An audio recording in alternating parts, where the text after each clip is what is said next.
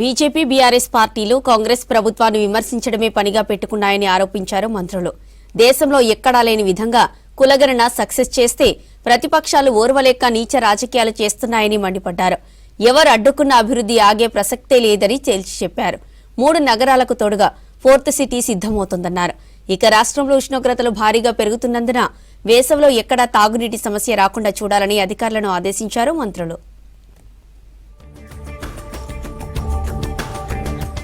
హైదరాబాద్ లో ప్రస్తుతం ఉన్న 3 నగరాలకు తోడు 4వ నగరం ఫ్యూచర్ సిటీ సిద్దమవుతుందన్నారు డిప్యూటీ సీఎం బట్టి విక్రమార్క. సెక్రటరియట్ లో హోంశాఖ ప్రీ బడ్జెట్ సమావేశాల్లో పలు అంశాలపై పోలీసు ఉన్నతాధికారులతో చర్చించారు భట్టి. సైబర్ క్రైమ్ కేసుల పరిష్కారం విషయంలో దేశంలోనే రాష్ట్రం అగ్రస్థానంలో ఉందన్నారు. పోలీసు అధికారులు సిబ్బంది నివాసానికి క్వార్టర్స్ నిర్మించవలసిన అవసరం ఉందని, రాష్ట్రంలో ఎక్కడెక్కడ పోలీస్ క్వార్టర్స్ నిర్మాణానికి అవకాశం ఉందో వెంటనే ప్రతిపాదనలు పంపించాలని సూచించారు భట్టి. రాష్ట్రంలో ఉన్న ఆర్థిక వనరులు, వాతావరణం, ఉపాధి అవకాశాల నేపథ్యంలో పెద్ద ఎత్తున హైదరాబాద్ కు రాష్ట్రానికి వలసలు పెరుగుతున్నాయన్నారు డిప్యూటీ సీఎం. ఈ మేరకు భద్రతా విషయంలో హోంశాఖ సిద్ధం కావాల్సిన అవసరం ఉందని గుర్తు చేశారు. సరిహద్దుల్లో ఉండే సమస్యలపై ప్రత్యేకంగా దృష్టి సారించి పరిష్కరిస్తామని పోలీసు ఉన్నతాధికారులకు భరోసా ఇచ్చారు. గత ఏడాది కాలంగా పోలీస్ శాఖలో భర్తీ చేసిన ఉద్యోగాల సంఖ్య, ప్రస్తుతం ఉన్న ఖాళీల వివరాలపై సమీక్షించారు డిప్యూటీ సీఎం.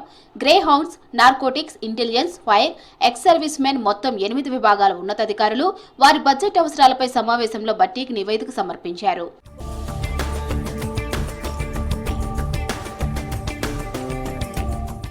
రాష్ట్రంలో బీజేపీ బీఆర్ఎస్ పార్టీలు కుమ్మక్కయ్యారని ఆరోపించారు మంత్రులు దామోదర రాజనరసింహ, కొండా సురేఖ. బీజేపీ నుంచి కేంద్ర మంత్రులు, ఎంపీలు ఉండి రాష్ట్రానికి గాడిద గుడ్డు తెచ్చారని విమర్శించారు. చిన్నపిల్లలకు చాక్లెట్ ఇచ్చినట్లు రాష్ట్రానికి బడ్జెట్ ఇచ్చారని ఎద్దేవా చేశారు.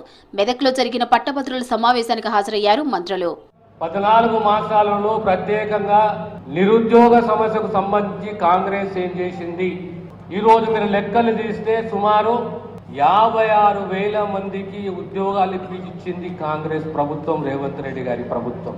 ఆ లోపాయికారి ఒప్పందంతో టీఆర్ఎస్ పార్టీ వాళ్ళందరూ కూడా బీజేపీకి ఓటేసి బీజేపీ క్యాండిడేట్ ఎంపీగా గెలిపించిన విషయం మనందరికీ కూడా తెలుసు. కులగణన సర్వేలో సమాచారం ఇవ్వని వారు పేర్లను ఎన్రోల్ చేసుకోవాలని సూచించారు మంత్రి పొన్నం ప్రభాకర్.